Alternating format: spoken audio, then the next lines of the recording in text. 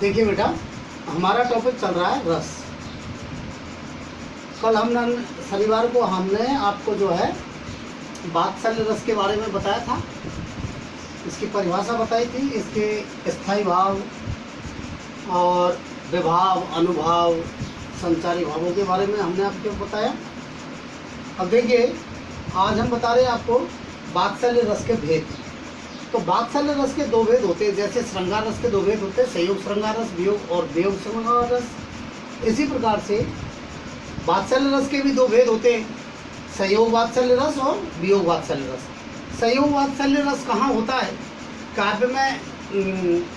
जब काव्य में क्या, जब संतान माता पिता के नज़दीक होती है और तब माता पिता के हृदय में जो प्रेम उत्पन्न होता है उसके प्रति, उसकी क्रियाओं को देख करके, उसकी जो है स्वरूप को देख करके जो प्रेम उत्पन्न होता है, तो जब उसकी नज़दीकी का काव्य में वर्णन हो और उसकी नज़दीकी होने पर माता पिता के हृदय में जो प्रेम उत्पन्न होता है, उस प्रेम का जब काव्य में वर्णन होता है तो वहाँ होता है संयोग वात्सल्य रस। संतान जब माता पिता के नज़दीक होती है तो नज़दीक होने पर माता पिता के हृदय में संतान के प्रति जो प्रेम की उत्पत्ति होती है, माता पिता के हृदय में जो प्रेम की उत्पत्ति होती है, उसका जब काव्य में वर्णन होता है वहाँ होता है संयोग वात्सल्य रस। अब आप देखिए, जैसे उदाहरण देखिए, जसोदा हरि पालने झुलावे, हलरावे दुलरावे मल्हावे जोई सोई कछुगावे। हलरावे दुलरावे मल्हावे मल्हावे जोई सोई कछुगावे। जोई सोई कछुगावे।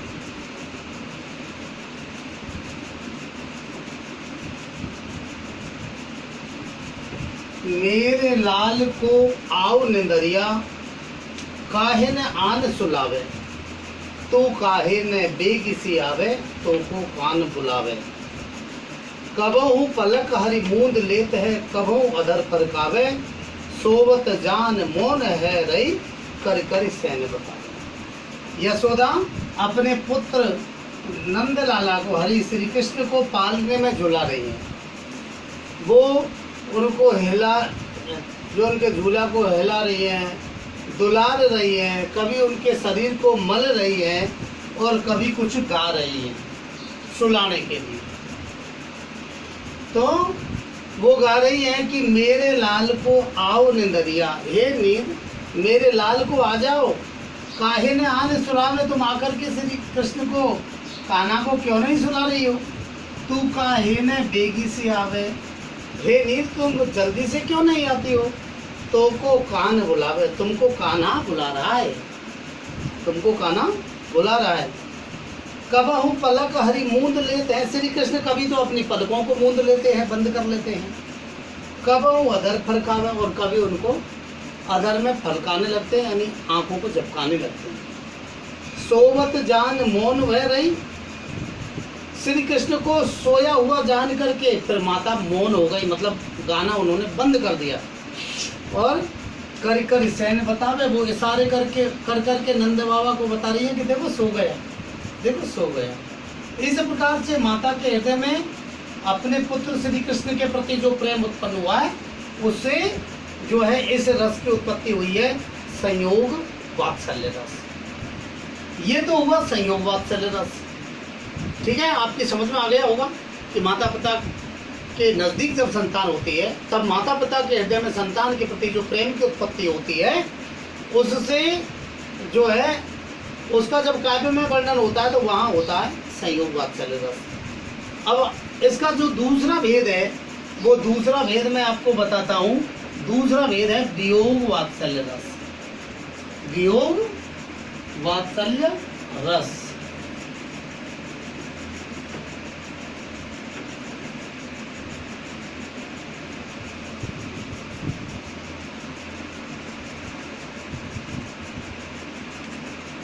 दूसरा है वियोग वात्सल्य रस। अब वियोग वात्सल्य रस कहाँ होता है? जब संतान माता पिता से दूर हो और ऐसी स्थिति में उसके प्रति माता पिता के हृदय में जो प्रेम उत्पन्न होता है, संतान के प्रति माता पिता के हृदय में जो प्रेम उत्पन्न होता है दूर रहने की स्थिति में, उसे कहते हैं वियोग वात्सल्य रस। जब संतान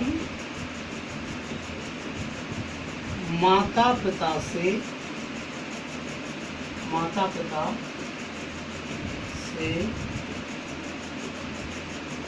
दूर हो और उस स्थिति में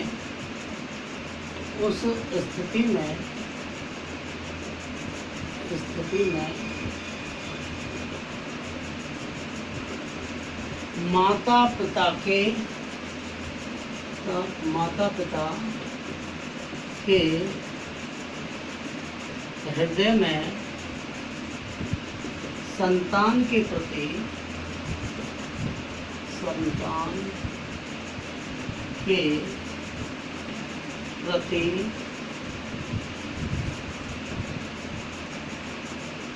जो प्रेम उत्पन्न होता है, उसका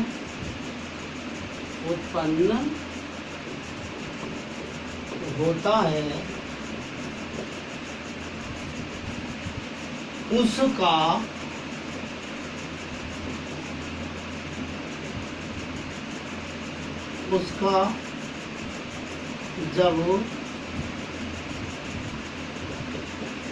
काव्य में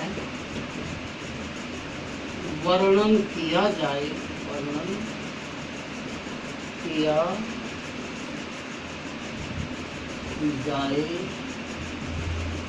तब वहाँ वियोग वात्सल्य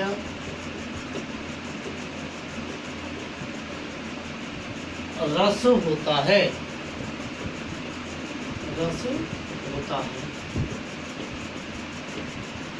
जब संतान माता पिता से दूर हो और उस स्थिति में माता पिता के हृदय में संतान के प्रति जो प्रेम उत्पन्न हो या उससे मिलने की जो उत्कंठा हो, उसका जब काव्य में वर्णन किया जाए तो वहां होता है वियोग वात्सल्य रस। अब आप इसका उदाहरण देखिए वियोग वात्सल्य रस का। जैसे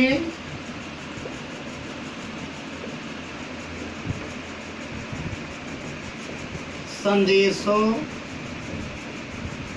देवकीसो कहियो,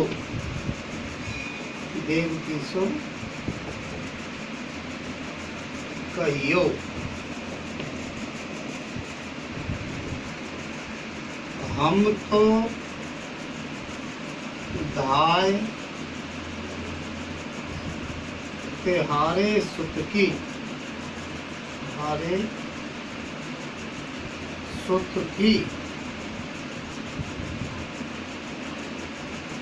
कृपा करते ही रहियो,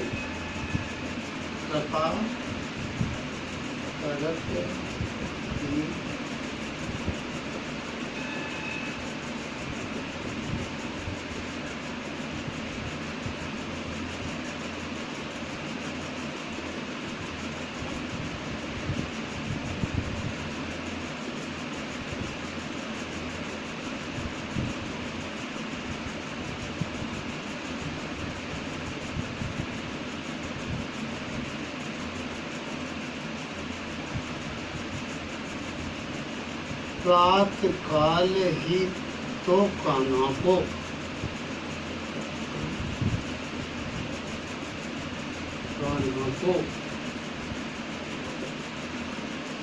माखन मिश्री भावे,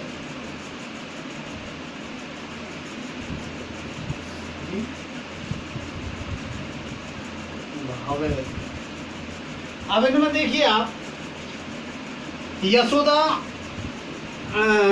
जब श्री कृष्ण मथुरा चले गए, बड़े हो गए, मथुरा चले गए। मथुरा में जो है देवकी और नंद बाबा थे, उनके पास में चले गए। तो उस समय जो यशोदा है उनको श्री कृष्ण की याद आती है। उन्होंने पालन किया उनके पुत्र की तरह, क्योंकि जन्म लेते ही वहाँ पहुँचा दिया गया उसको कंस के भैंस के कारण। तो बाद में वहाँ चले गए तो माता यशोदा को उसकी याद आ रही है, इसलिए वो कह रही है कि एक कोई गया था कि देवकी से ये संदेशा कहना कि हम तो तुम्हारे पुत्र की केवल दाई माई है, पालन पोषण करने वाली, लेकिन हम पर कृपा करती रहना। और फिर श्री कृष्ण की इच्छाओं के बारे में बताया कि उसको प्रातःकाल जो है माखन मिश्री अच्छा लगता है, इसलिए उसको माखन मिश्री खिलाते रहना। मतलब पुत्र के प्रति जो वियोग की स्थिति है, पुत्र के दूर रहने पर जो प्रेम की स्थिति है वो उत्पन्न हो रही है। ठीक है ना। तो इस प्रकार से जहाँ वियोग, जहाँ जब संतान माता पिता से दूर होती है तो वहाँ होता है वियोग वात्सल्य रस। अब ये तो हुई आपके वात्सल्य रस की बात। अब एक लास्ट रस बचा है, कौन सा? भक्ति रस। कौन सा? भक्ति रस।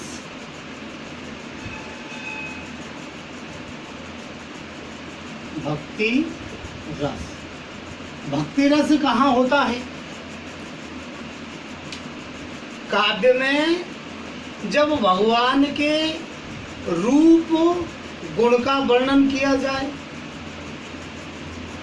या अब भक्त के द्वारा परमात्मा से, भगवान से अपने उद्धार की प्रार्थना की जाए, तब वहाँ होता है भक्ति रस। कौन सा रस होता है? भक्ति रस। कई बार कुछ लोग जो है शांत रस को और भक्ति रस को एक ही समझ लेते हैं। पहले जब छोटे थे या छोटी क्लासों में थे तो हम भी समझ लिया करते थे, लेकिन शांत रस में और भक्ति रस में फर्क है। जहाँ संसार से विरक्ति की बात आती है वहाँ शांत रस होता है, लेकिन जब भगवान के रूप गुण का वर्णन किया जाए, श्री कृष्ण के रूप गुण का बहुत वर्णन हुआ है काव्य में, श्री राम के रूप गुण का बहुत वर्णन हुआ है काव्य में, और या फिर भक्त के द्वारा ईश्वर से अपने उद्धार की प्रार्थना की जाए, ऐसा जब काव्य में वर्णन होता है तो वहां होता है कौन सा रस? भक्ति रस। देखिए,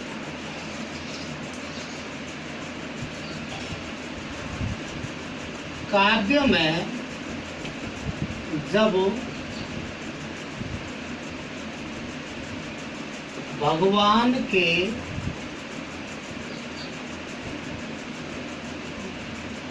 रूप गुण या कार्यों का वर्णन हो, कार्यों का वर्णन किया जाए, या भक्त के द्वारा, भक्त के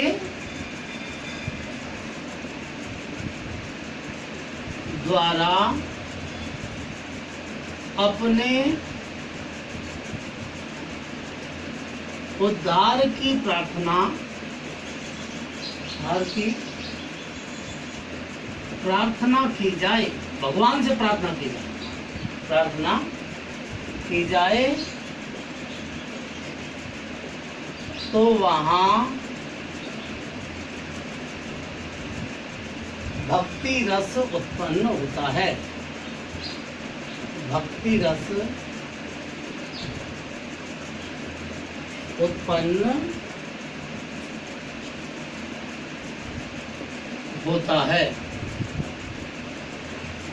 भक्ति काल के जो भक्त कवि हैं उनके द्वारा इस प्रकार का काव्य बहुत लिखा गया है, भक्ति काल के कवियों के द्वारा। तो देखिए, जैसे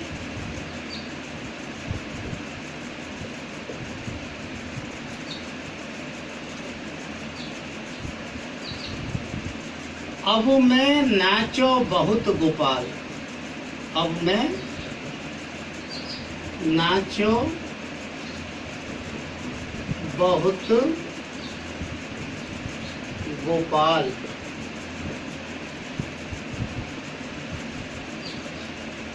काम क्रोध को पहर चोलना, काम क्रोध को पहिर चोलना कंठ विषय की माल, कंठ विषय की माल।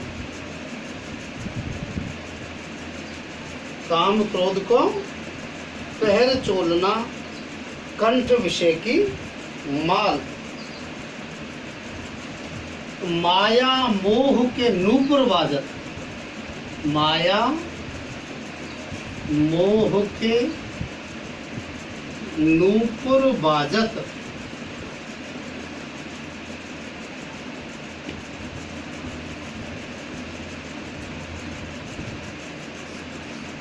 निंदा शब्द रसाल, निंदा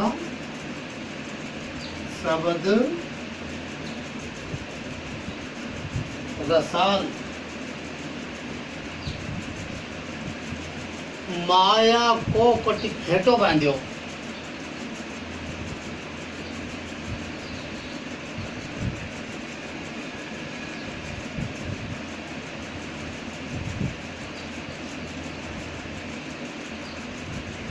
माया को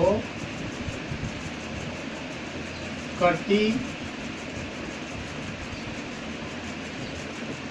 फेंटो बांध्यो।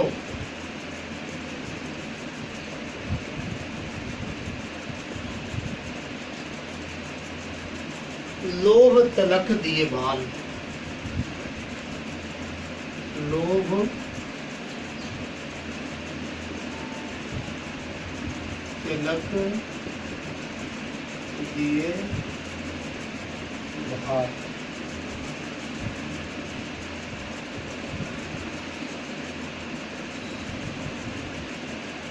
सूरदास की सभी अविद्या, सूरदास की सभी अविद्या दूर करो नंदलाल, दूर करो नंदलाल।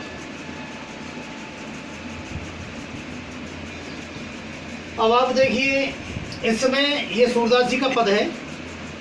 इस पद में सूरदास जी ने प्रार्थना की है कि हे, आप ये जानते ही हैं कि सूरदास जी के आराध्य देव श्री कृष्ण थे, इष्ट देव। तो उन्होंने श्री कृष्ण से प्रार्थना की है कि हे श्री कृष्ण, हे गोपाल, अब मैं इस संसार सागर में बहुत नाच लिया हूँ। मैंने जो है काम क्रोध का चोला पहन रखा है और कंठ में विषय वासनाओं की माला पहन रखी है, माया मोह के नूपुर यानी घुंघरू बांध रखे हैं, और मेरी जीभ, रसाल कहते हैं जीभ को, मेरी जीभ पर निंदा के ही शब्द रहते हैं। किसके? निंदा के शब्द। माया को कटी फेंटा बांधो, मैंने माया का ही अपनी कमर में फेंटा बांध रखा है। मोह माया, लगाव, संसार के लगाव, और लोभ का तिलक लगा रखा है। हे नंद के लाला, मैं सूरदास, मेरी सभी अविद्याओं को आप दूर करो और मेरा उद्धार करो। इस प्रकार से ईश्वर से अपने उद्धार की प्रार्थना की गई है इसमें।